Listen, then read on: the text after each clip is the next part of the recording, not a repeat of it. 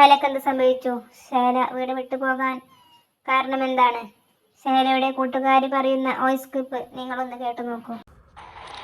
Hello, ഞാൻ നിങ്ങളൊരു video കണ്ടിട്ടുണ്ടായിരുന്നു രാവിലെ. ഷഹല അക്ഷറിനെ കുറിച്ച് ചെയ്തൊരു വീഡിയോ. അപ്പൊ അത് നിങ്ങൾ ഓള് സഫർ ചെയ്ത കാര്യങ്ങളൊക്കെ സംസാരിച്ചിട്ടുണ്ടായിരുന്നല്ലോ. അപ്പോൾ ഞാൻ അത് കണ്ട സമയത്ത് എനിക്ക് നിങ്ങളോട് ഇത് പറയണം തോന്നി. അത് പറഞ്ഞ കാര്യങ്ങളൊക്കെ 100% ശരിയായിട്ടുള്ള കാര്യങ്ങളാണ്. കാരണം ഞാൻ അറിഞ്ഞ വ്യക്തിയാണ്, ഞാനവളെ ഒരു ഫ്രണ്ടാണ്, ഏറ്റവും അടുത്ത സുഹൃത്ത് തന്നെ പറയാം. കാരണം നമ്മള് ഇങ്ങനെ ഓരോ തവണ സംസാരിക്കുന്ന സമയത്ത് ഓള് പറഞ്ഞ ചില കാര്യങ്ങൾ വെച്ചിട്ട് നിങ്ങളിപ്പോ പറഞ്ഞത് ഞാൻ കണക്ട് ചെയ്തപ്പോ ഭയങ്കരമായിട്ട് അവൾ അനുഭവിച്ച ഒരു കുട്ടി തന്നെയാണ്. പക്ഷെ ഒരിക്കലും ഞാൻ അവള് ചെയ്തത് ശരിയെന്ന് ഞാൻ പറയുന്നില്ല കേട്ടോ. 100% ചെയ്തത് തെറ്റാണ്. പക്ഷെ എന്നാലും ഓള് ഒരുപാട് അനുഭവിച്ച കുട്ടി. ഇപ്പൊ ഞാൻ കുറെ വീഡിയോസിലൊക്കെ ഞാൻ കണ്ട് പ്രവാസിയുടെ ഭാര്യ കുറെ സുഖങ്ങളൊക്കെ അനുഭവിച്ച് അവനെ പറ്റിച്ച് പോയി എന്നൊക്കെ. പക്ഷെ ആ സുഖങ്ങളൊന്നും അവൾക്ക് കിട്ടിയിട്ടില്ല എന്നുള്ളതാണ് സത്യം. വോയിസ് ഇടുമ്പോൾ നമ്മൾ ഒരിക്കലും കരുതരുത് കേട്ടോ ഞാൻ അവളെ അനുകൂലിക്കുന്ന ഒരാളാണെന്ന്. ഞാൻ ഇപ്പോഴും ഞാൻ ഒരേ സ്റ്റാൻഡിലാണ് നിൽക്കുന്നത്. കാരണം അവള് ചെയ്തത് 100% ഇതല്ല ഓള് ചെയ്യേണ്ട കാര്യങ്ങള്. ഒന്നെങ്കിൽ നിങ്ങൾ പറഞ്ഞ മാതിരി വീട്ടിലേക്ക് തിരിച്ചു പോവാനോ വീട്ടുകാരോട് പറയാനോ ഒക്കെ ചെയ്യാനോ.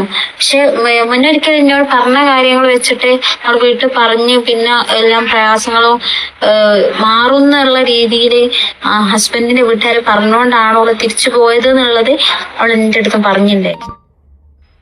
എല്ലാത്തിനും ഒരു മാറി നിൽക്കുന്ന പ്രകൃതമായിരുന്നു എല്ലാത്തിനും. കാരണം ഈവൻ ഇപ്പൊ നമ്മളെവിടെ പോവാണെങ്കിൽ നമ്മൾ വിളിക്കുന്ന സമയത്ത് പറയില്ലേ ഞാനിങ്ങനെ ഹസ്ബൻഡിന്റെ വീട്ടിലാണ്, നിങ്ങൾ പോയിക്കോളി എന്ന് പറഞ്ഞിട്ട് എല്ലാത്തിനും മാറി നിൽക്കുന്നു. മുന്നൊന്നും ഒരു 3 വർഷം മുന്നൊന്നും നമ്മളെ കോണ്ടാക്ട് ചെയ്യാനേ പറ്റിയില്ല. കാരണം ആ സമയത്ത് ഒരു മൊബൈൽ ഫോൺ വരെ ഇല്ലാത്തൊരു ഇതായിരുന്നു. അപ്പൊ പറയില്ല നമ്മളോട് മൊബൈൽ ഇല്ലായിട്ടാണെന്ന്. പിന്നെ ഒരിക്കലും ഞാനിങ്ങനെ അങ്ങനെ ചോദിച്ച സമയത്ത് അന്ന് എനിക്ക് മൊബൈൽ ഇല്ലേനും, അത് കംപ്ലൈന്റ് ആയി പോയി. ഇപ്പോഴാണ് എനിക്ക് മൊബൈൽ കിട്ടിയത്. അപ്പൊ ഞാൻ ചോദിച്ചു അതെന്താ ഇത്രയും കാലമായിട്ട് ഈ ഒരു മൊബൈൽ വാങ്ങാത്തതെന്ന് ചോദിച്ചപ്പോ എന്നോട് പറഞ്ഞു അതൊക്കെ വലിയൊരു സ്റ്റോറിയാണ് നിന്നോട് പറഞ്ഞിട്ടുണ്ടായിരുന്നു.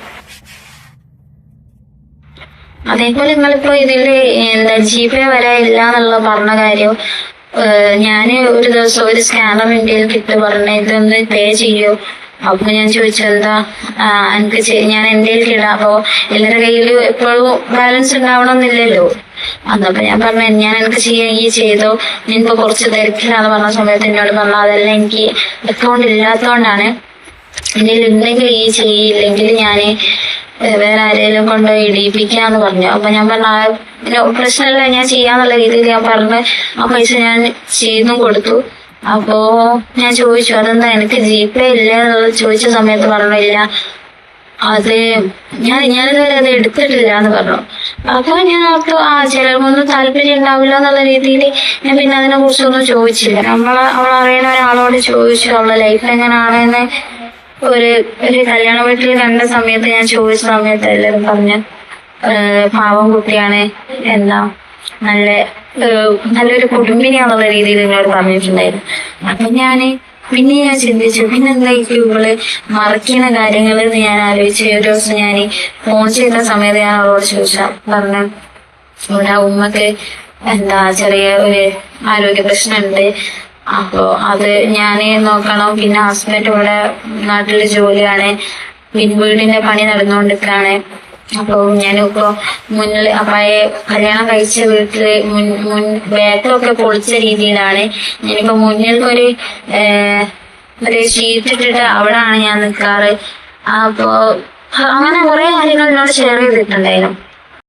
ഈ വീഡിയോ ഇഷ്ടമായാൽ നിങ്ങൾ ലൈക്ക് ചെയ്യുക, നിങ്ങളുടെ അഭിപ്രായങ്ങൾ കമന്റ് ചെയ്യുക, സബ്സ്ക്രൈബ് ചെയ്യുക. നന്ദി.